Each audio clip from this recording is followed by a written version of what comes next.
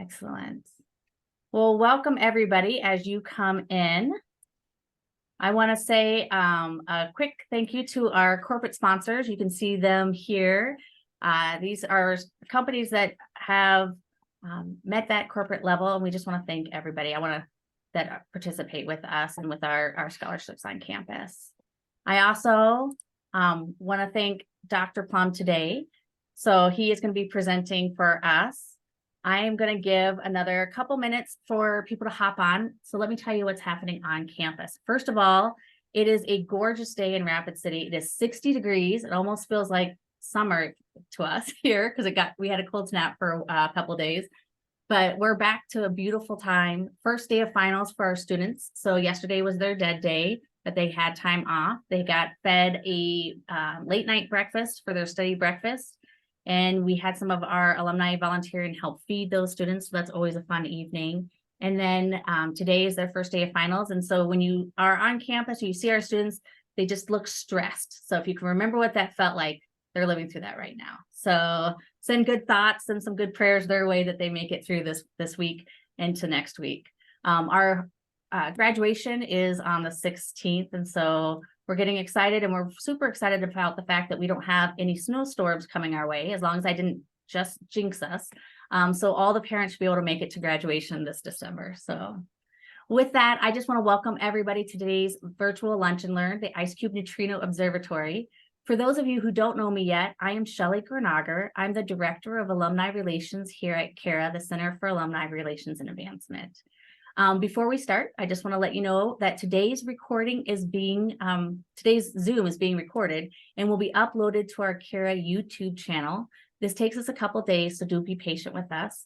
If you were at our September or October Lunch and Learn and you're wondering where those videos are, we had IT problems, and so they are not up there. But if you want more information, our slides, please reach out to me. I'd be willing to share those.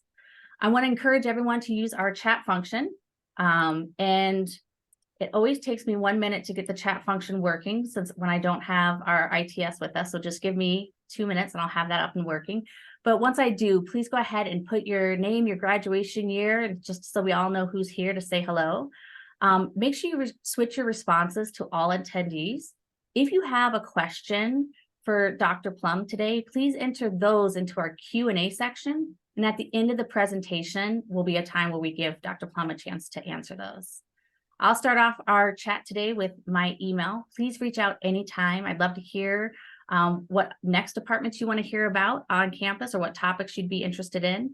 And especially if you want to host an alumni event in your area, I'd love to help you get that started. So with that, today I have the pleasure of introducing Dr. Plum. Dr. Plum joined our physics department at Muons in 2021.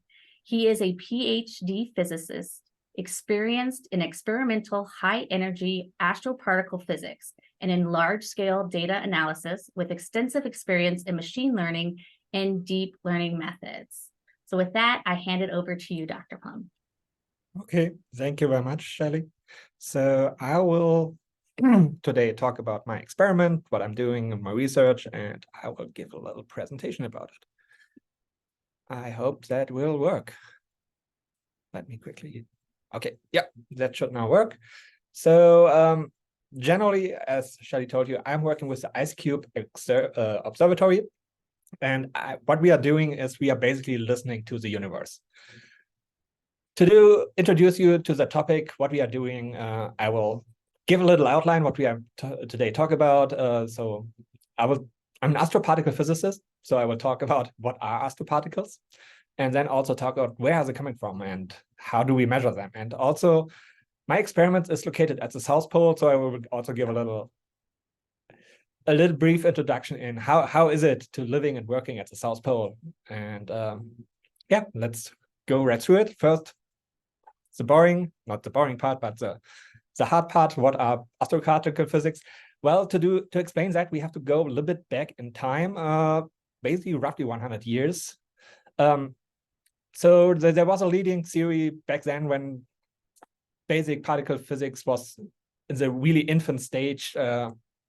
They just learned that there are charged particles, and what they knew is that they could charge up, for example, maybe you remember from your labs in school back in the days, that when you charge an electroscope, it will look like that. So you can transport charges from one object to another. But those electroscopes here, if you charge them and leave them in a dark room and nothing is in it, they will still discharge over time. And nobody had any idea why this suddenly is discharging. So there was this really smart physicist called Coulomb who postulated, yeah, well, if it's discharging, there must be something in the atmosphere, ions that are discharging it. But again, nobody had an idea why suddenly ions are all around us. So to measure this, there was an Austrian physicist called Victor Hess, and he tried to verify that there was some radioactivity coming from inside the Earth that is causing this ionization in the electroscopes.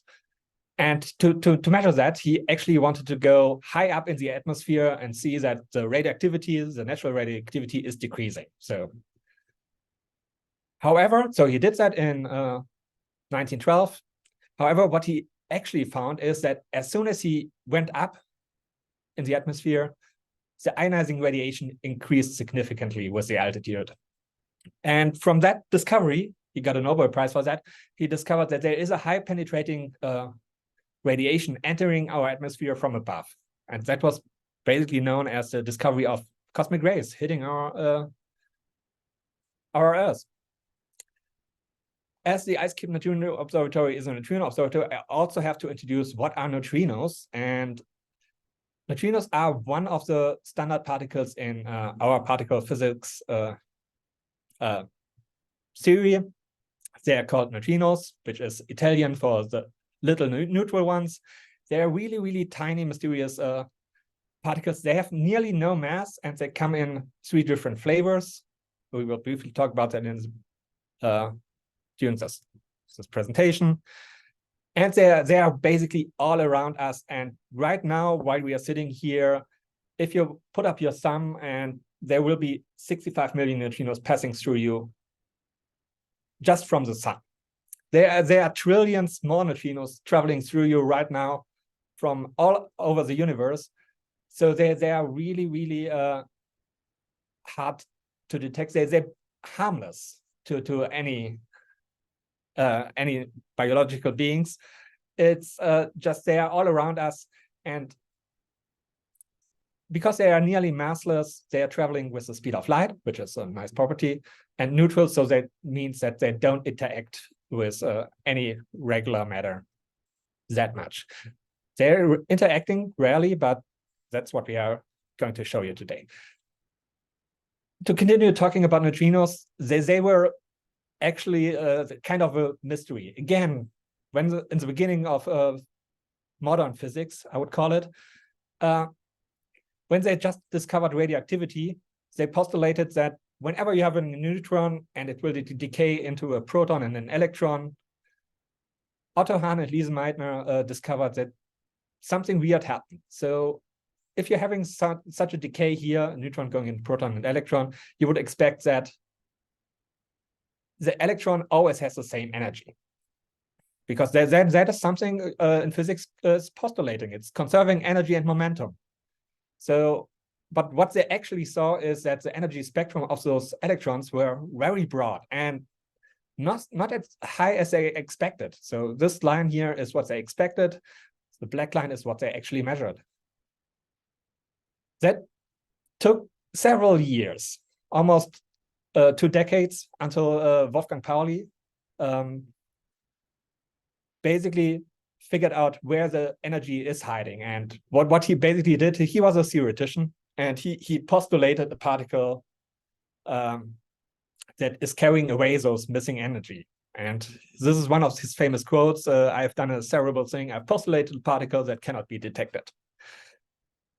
Well, he was right and wrong at the same time. So the particle actually existed, but that it cannot be detected, that was proven wrong roughly, again, 2 decades later by Clyde Cohen and Fred Rines.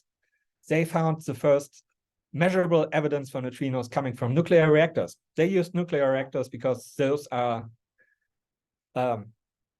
radioactive sources that you can basically turn on and off. So that's how they finally confirmed it. And yeah, that was a really big deal. And most of those people here got a Nobel Prize for their discovery.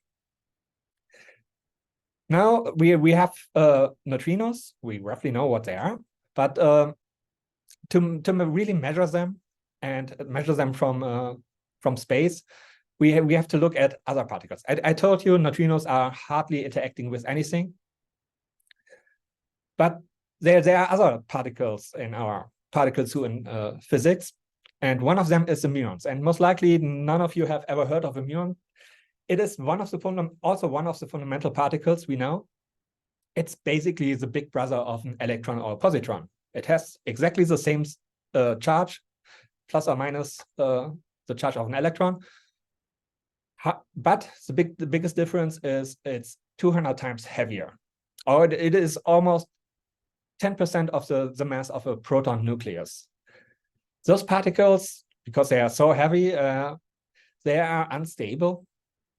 So they live roughly with a lifetime of 2.2 microseconds. And after this time is passed, they usually decay into electrons, and they will also produce several neutrinos. A big advantage for particle physicists like me is that muons, they can penetrate through miles of dense matter with only little scattering. So, and they're charged particles, so they are relatively easy to measure with today's technologies. A really big advantage for neutrino astronomy is that sometimes you're having a neutrino coming in, interacting somewhere in the Earth, and then producing such a muon. And then this muon will travel miles and miles and miles, and you can actually measure it. And that's what we are doing at the highest energies. Now, to explain you how high are the energies we are talking here about, I give you here this little table of energy scales. Just imagine you're having a chemical reaction and you're producing 1 unit of energy, which is reasonable enough. It's enough to power motors and stuff like that. If you want to produce more energy, you can always look for nuclear processes. They produce more of the times, 1 million times more energy than chemical processes. In real particle physics with accelerators, today we are able to reach energies that are 10 to the 12 times the energy of a chemical reaction. In the field where we are looking, we are actually another 1 million times higher in energy than anything we can reach here on Earth, which makes those particles so interesting. And one of the reasons why they are so interesting is because we don't know where they're from, and we don't know how it works to accelerate those particles to such high energies. To investigate that, we basically had to come up with completely new ways to look for those particles.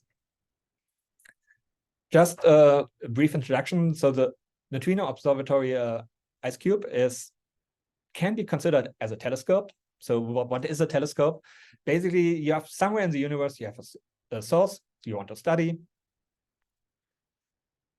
And that source is emitting some kind of messenger. And that messenger carries some information, and that information is being carried to your detector. The information we are looking for is, most of the times, we want to know what is the direction of the travel of those messengers, what was the energy, when did the particle arrive, and also what was it in the end. So in physics, we generally can look at the universe in all different wavelengths, and I just give you a brief introduction to that. So whenever you are outside at night and look up in the sky and it's cloudless, hopefully what you will see is a clear sky looking something similar like that, where you can see lots of stars, maybe the Milky Way. If you're in the southern hemisphere, you see the galactic center. But that's only part of the picture, and neutrino astronomy is trying to do something new. So just showing you what other ways to look at the galaxies are there. Well, you could look always in radio or microwave regime. So when you do that, you already see that the galaxy looks much different. Suddenly you see structures that you couldn't see before, just by optical light. Of course, you can also, in the electromagnetic spectrum, you can also go up. You can look into X-rays, and suddenly you see that our Milky Way has some hidden structures that are only emitting specific kinds of radiation from, for example, here, those lobes. Again, we are always looking at the same picture, and we can go to even higher energies. We can go to what we call high energetic gamma rays, and there you see that our Milky Way is populated by hundreds and thousands of sources that are emitting really, really high electromagnetic radiation. Now you might ask, how does it look in particle astronomy? Well, it's a little bit more complicated because it's a little bit harder. So we have two different channels we are looking there. First of all, we're looking in the cosmic ray,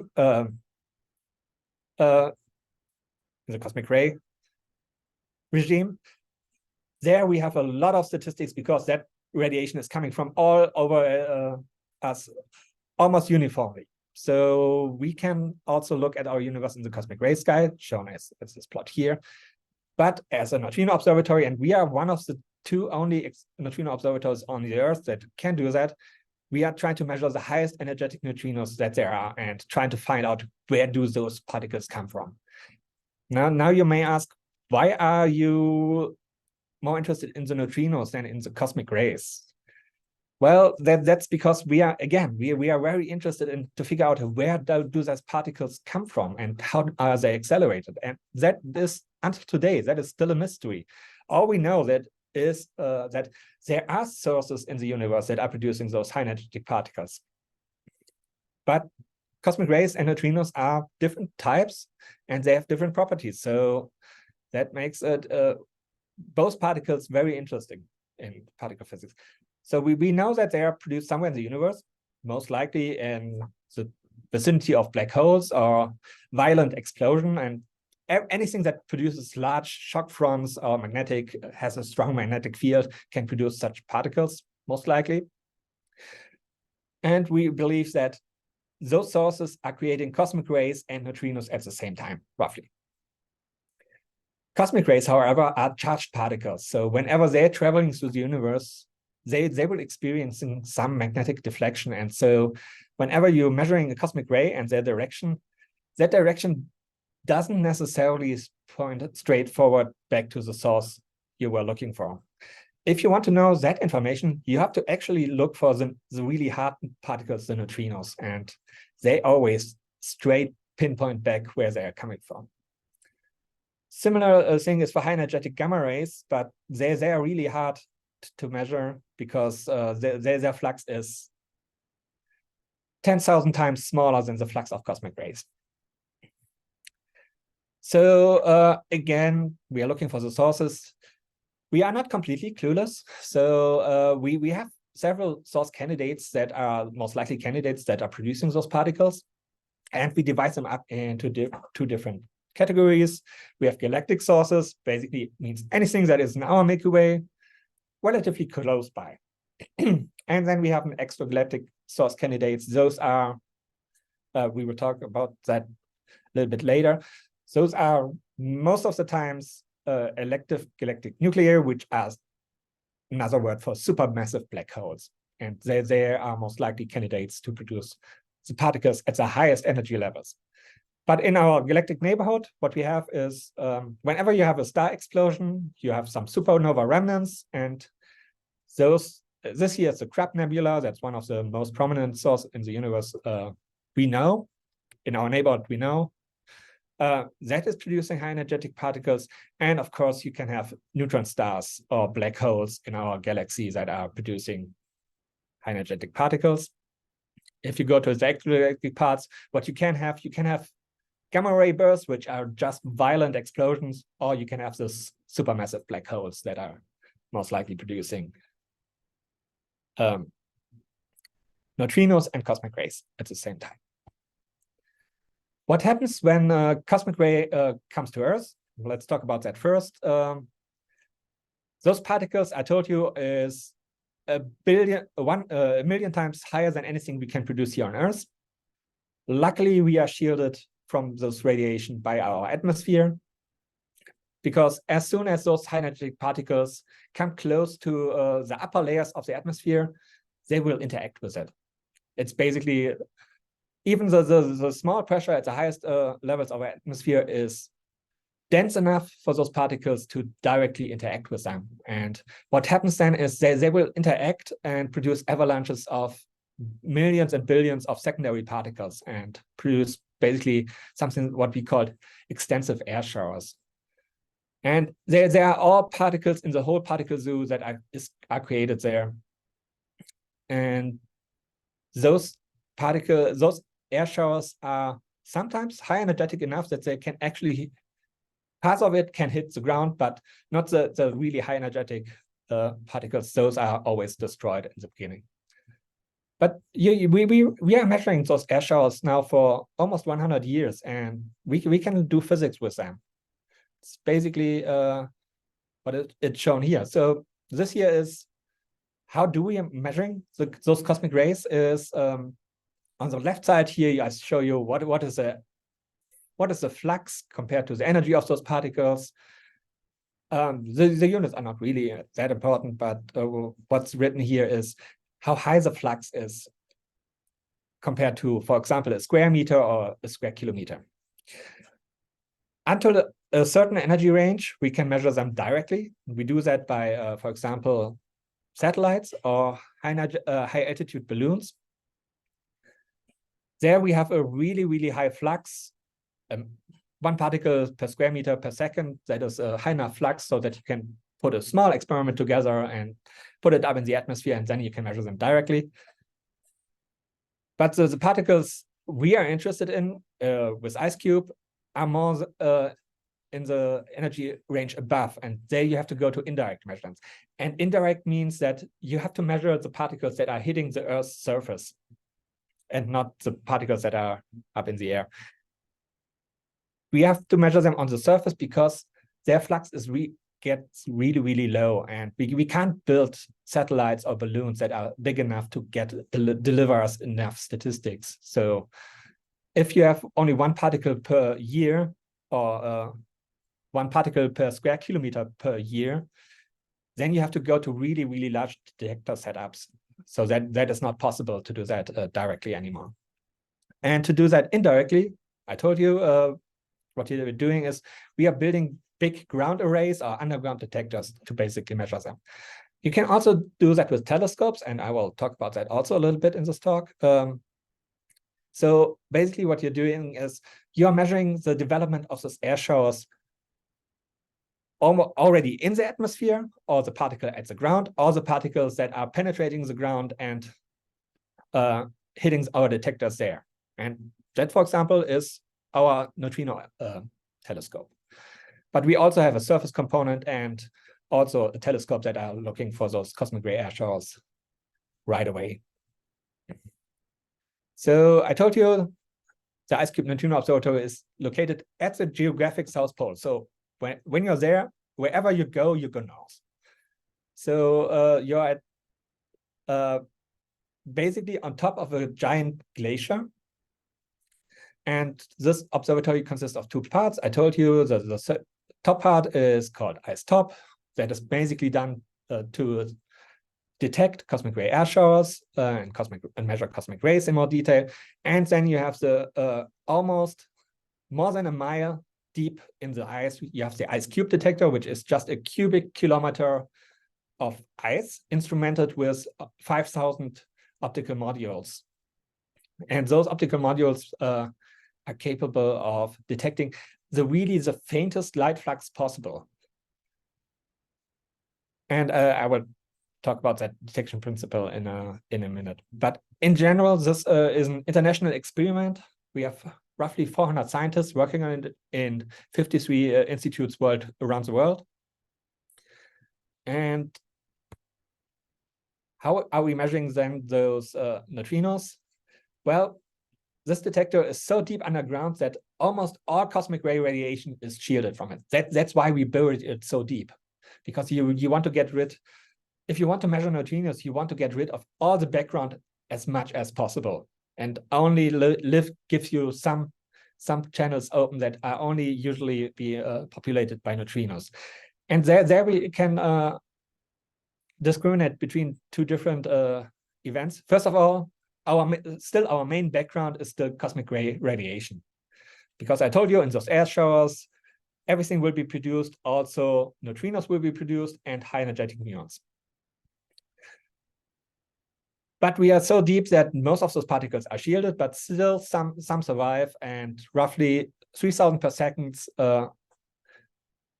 we are measuring cosmic ray events in the IceCube detector. If we then refine our analysis and only look for particles that are going up, which are basically coming straight out of the Earth and going up in our detector, so to speak, those particles can only be produced by neutrinos, because anything that would have been shielded by the Earth itself. The Earth is unbelievable thick radiation dump. So the Earth is actually, we are using the full Earth volume as a shield for our neutrino analysis. And of course, you can also sometimes have neutrinos coming from above. That's what we are called downgoing neutrinos. But those are those are much harder to detect. Usually the upgoing ones, those are our golden channels, but we only get a few of them per month, and maybe a few thousand of them per year. Well, what actually makes us possible is, I told you, is those those optical modules that we put down deep in the ice. And we call them digital optical modules, or short DOM. Those are basically independent camera pixels. And they are super advanced, and they can withstand the pressure of being buried under 1 mile of ice. They're collecting the faintest light flux possible. They can actually count single photons. Then they are digitizing them and giving them those photons timestamp with a almost 2 nanosecond precision, which is super fast. It's 10 to the minus 9 seconds. And those results are then sent back to the surface. Here I show you a picture how that looks. It looks like a giant light bulb, and whenever one single photon is hitting the lower part of those domes, it will create a really tiny small electric signal, and that can be seen, for example, here on the right side. I showed you one of oscilloscope waveforms, and there you can see how many photons were hit by the detector at what time. Now, where does the light come from? Well, I told you we are usually using charged particles. As soon as you're having a charged particles that are traveling through matter, it will create some light. But the light we are interested in is called Cherenkov radiation. It's the equivalent of the sonic boom of a fighter jet, basically. It's the particle has so much energy that it's traveling faster than the speed of light in the medium. That can be air, water, or ice. And that produces then a coherent light shock front, shown here at that particle. And that light is going in a cone-like structure outwards, and that will create in our detectors. Remember, we have 5,000 of those detectors spaced over 1 cubic kilometer. Those light flux that is created has a specific time signature, and that time signature can be picked up by our modules and then reconstructed into an arrival direction, and also to measure how much light was produced, which is basically telling you how much energy did that particle had. And again, we are usually our golden channel is looking for those high energetic muons. They can travel through several miles of ice without any interference. And what is really nice is if you're having those interaction where a neutrino comes in and converts itself to a muon, the muon will have the same angular direction as the neutrino. So that tells us what was the original direction of the neutrino. Regarding the surface component, IceTop, it's basically has a similar size, but it's just a two-dimensional detector. We are using the same optical modules and the surface. We have put there some 81 stations with each with 2 tanks each. And whenever radiation from those air shower travels through those tanks, they will also produce this chunk of light, and that will be bouncing around in that tank, and some of it will hit our optical modules and then produce a signal. And we can use a similar technique to the in-ice detector to figure out where did those particles come from by just using that timing difference and the amount of light we saw at each given station. So again, we are here on a kilometer scale, which is quite big, but it's to be fair, it's not the biggest cosmic ray detector we have. I believe the biggest one is in Argentina, and that has the size of Rhode Island, instrumented with those similar tanks. But yeah. Now, how does a neutrino event look like in our detector? Well, I told you the neutrino can sometimes interact, very rarely, but it happens, and we have seen it. And then it produces the other particles that can be detected quite easily. And here you see the muon neutrino comes in, it converted itself to a muon, and then it will create a straight track through our detector. And what you see here is those bubbles, those are just illustrating how much light was seen at each individual DOM. And also the color of those DOMs here shows you at what time. So red means early, blue means late.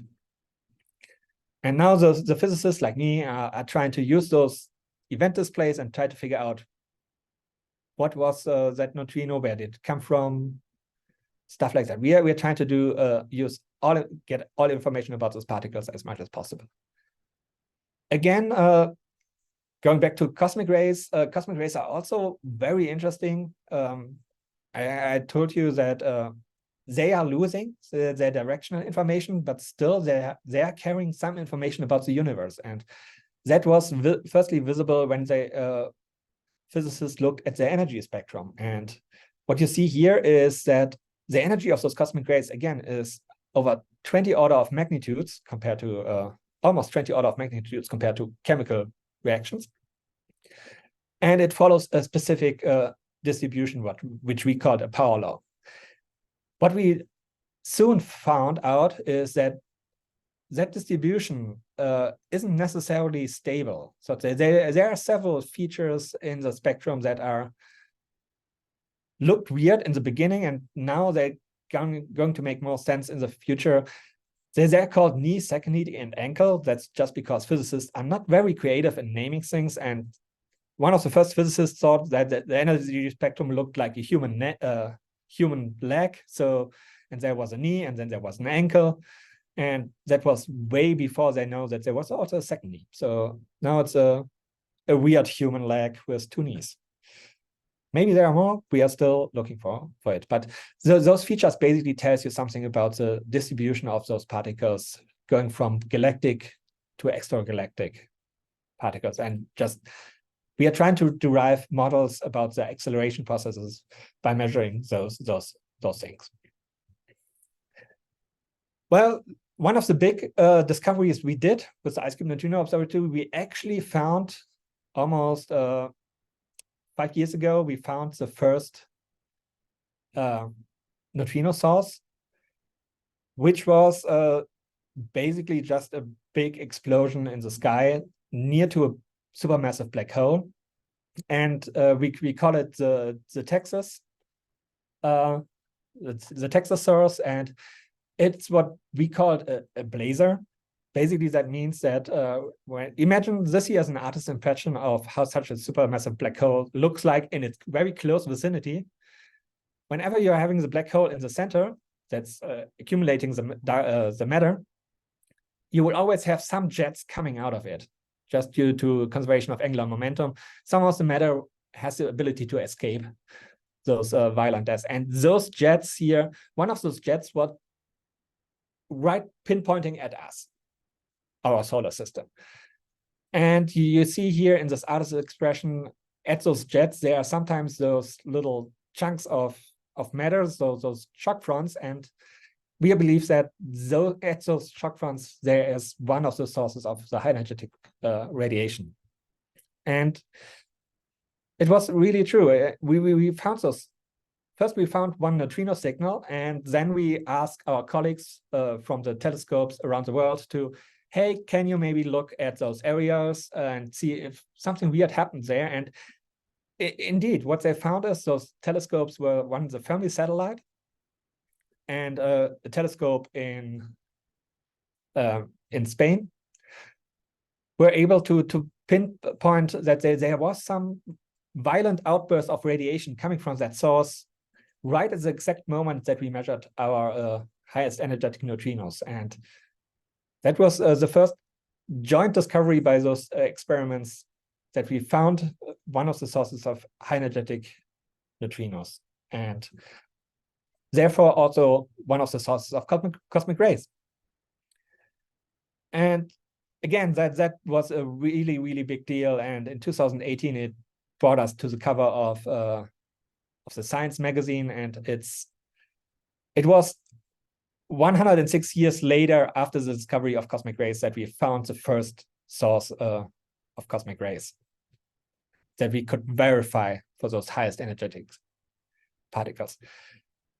Well, that's all so far and good, and we have a lot of more of those amazing science results, but we want to do better in the future. And right now we are in the really exciting phase of upgrading our detector.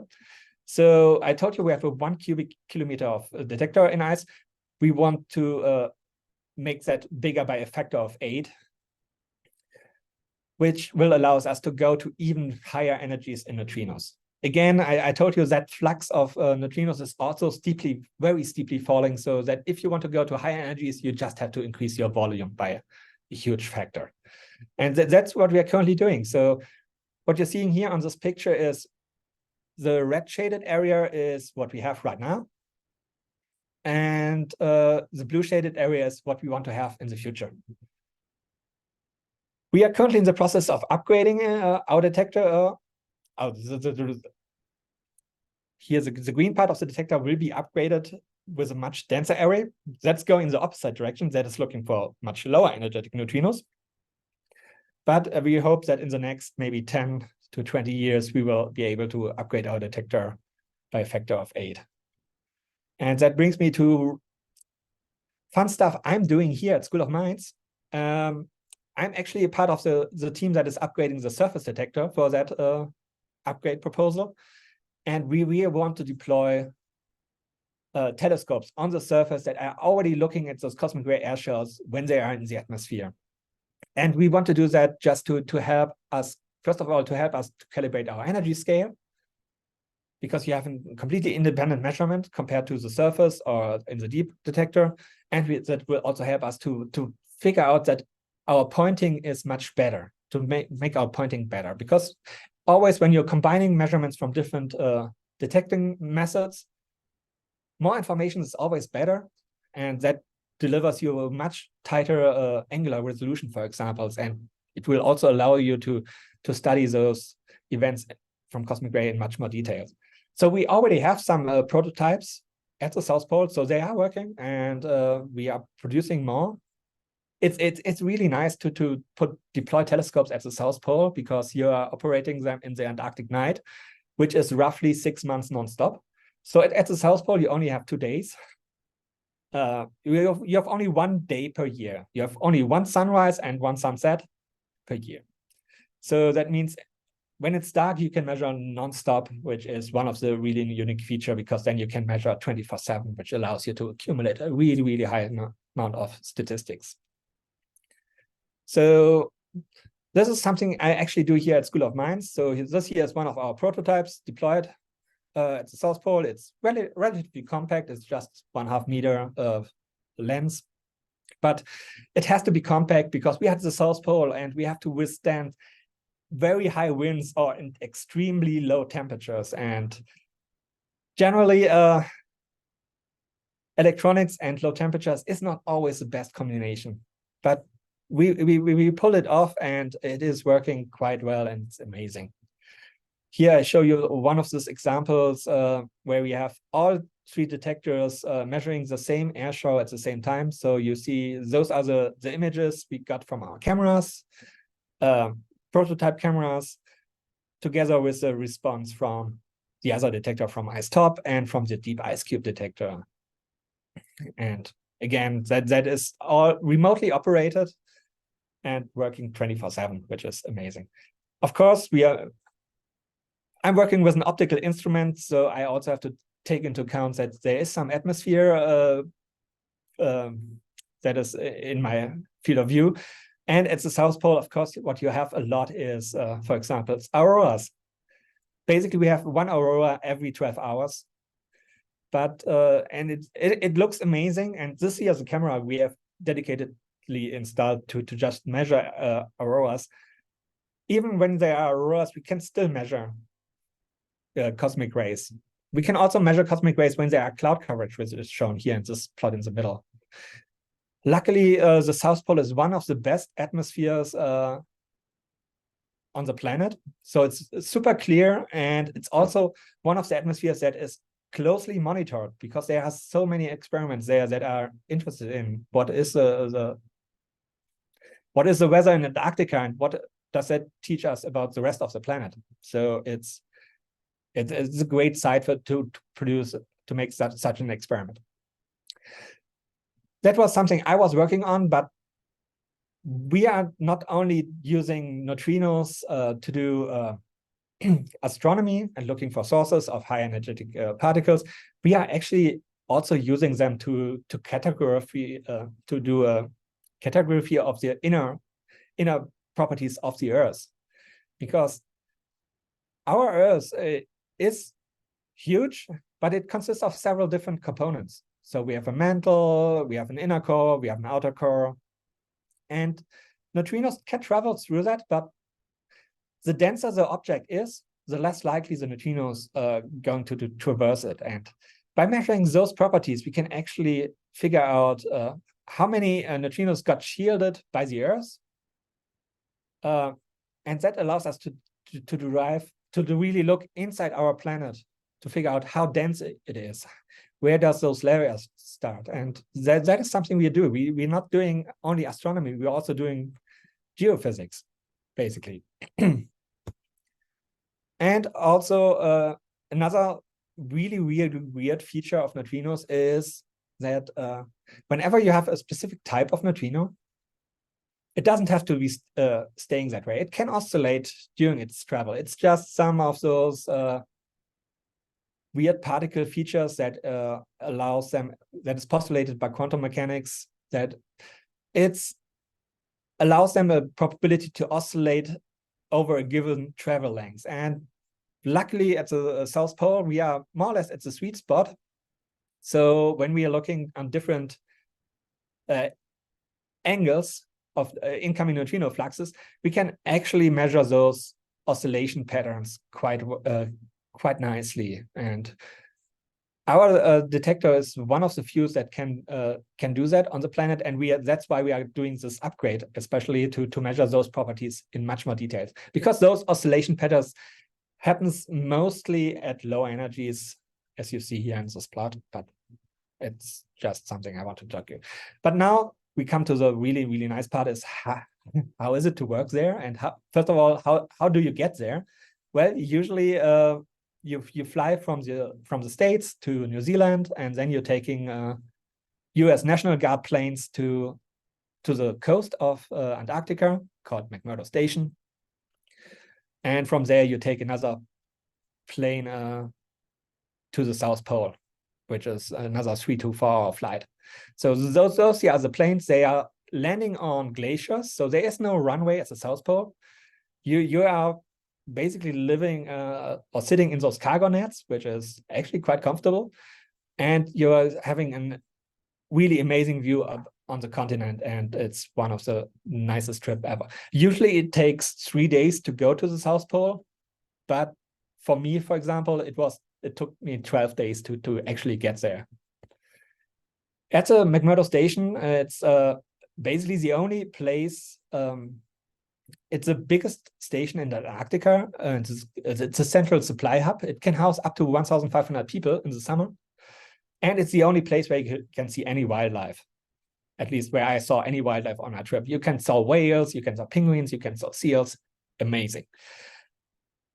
When you're going to the South Pole, that is how it looks like from South Pole Station looks from above. And here I showed you a picture of how IceCube looks right now. And you see nothing because everything is covered in snow. Again, it's roughly 9,300 feet above sea level. So it's really relatively high. But yeah, we have some snow blowing in that's covering our area. And it's today you can't see much anymore. But during construction, it looks something like that. You drilled those holes with hot water drills, and it took you roughly 2 days to drill one single hole up to the depths we needed. And that's how it looks like back in the day. And hopefully it will look like that in the near future again. But living at the South Pole, it's actually quite comfortable. The station can house 200 people, only 40 in the winter. So those are the guys that are staying there year round and keeping the lights on. You have a greenhouse. Yeah, of course, you have the geographic South Pole marker. That is really, everything is north from here. Otherwise, it's a big building with several dorms, and you have some central lab and operational rooms. And those two guys here, when I was there, those were the guys that stayed there for 13 months non-stop and kept our detector running. They are a little bit crazy. Otherwise, living at the South Pole, it's actually quite comfortable. Everybody has a room.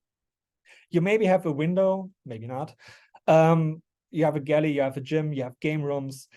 The daily commute to my experiment was awesome because I had to take a snowmobile every day, if under the condition it started. That is the only thing of IceCube that is still accessible. That is our central data facility.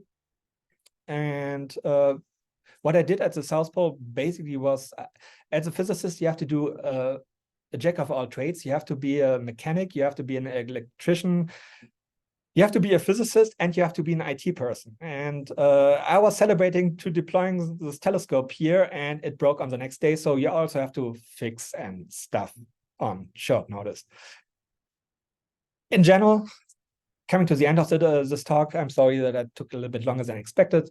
We are doing amazing science with the IceCube Neutrino Observatory. I showed you just some brief introduction into astrophysics, neutrino physics, and earth science, but we also do some other stuff. And it's amazing what you can do with such a versatile detector. I told you that this is a collaboration. It consists of those 400 to 500 physicists, and here you can have a brief look how those look like.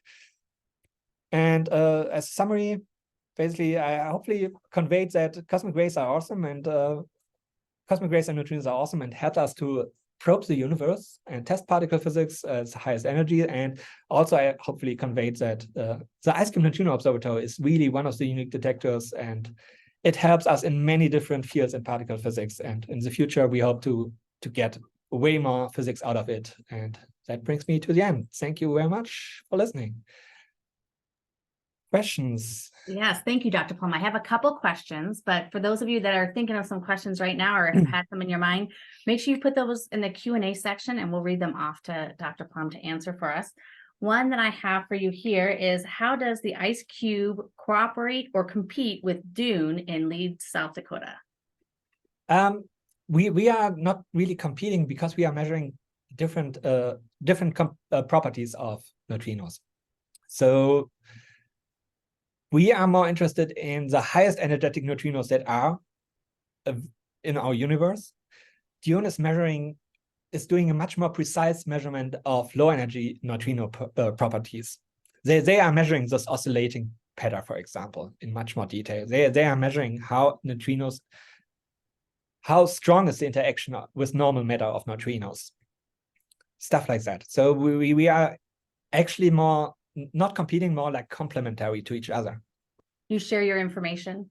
We definitely share our information. And then generally in particle physics, all our information will be made available to all other experiments because we are all one team, basically. Very cool. I have one from Stuart. He said, I toured the neutrino experiment tank deep in Homestake Gold Mine around 1970. Did Oh, they nice. learn much about the neutrinos back then? Nice. Did they learn much about neutrinos? Yeah, back when they were first starting in this. Yeah. Actually, the Homestake mine was the first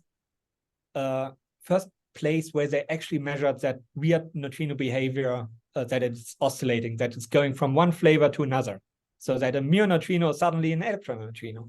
Because at the Homestake mines, Davis was measuring the flux of neutrinos coming from the sun. Remember the rule of thumb that 65 million of neutrinos are going through your thumbnail every second. He was measuring that flux, and what he found out was that he wasn't measuring only a third of the flux that he was expecting just by looking at the sun and doing the math how much neutrinos the sun should produce by the amount of power the sun produces. So that's how he figured out that neutrinos have a new property, and that was this oscillating pattern. And that was done in the Homestake mine. That's very cool. Great. Yeah. I have 2 more questions for you. One is, how long did it take to build IceCube? So the planning phase took maybe 10 to 15 years, but the actual build time was in 5 years. So there was already a predecessor experiment where they learned some of the techniques they deployed. So they had some experience to drill deep and deploy sensors down there. But the actual deployment is quite fast. So of course, you can only do stuff in the Antarctic summer when the sun is up. So that compresses your timelines always quite a bit and constrains your timeline quite a bit. But you can pull it off over a time span of over 5 years. Perfect.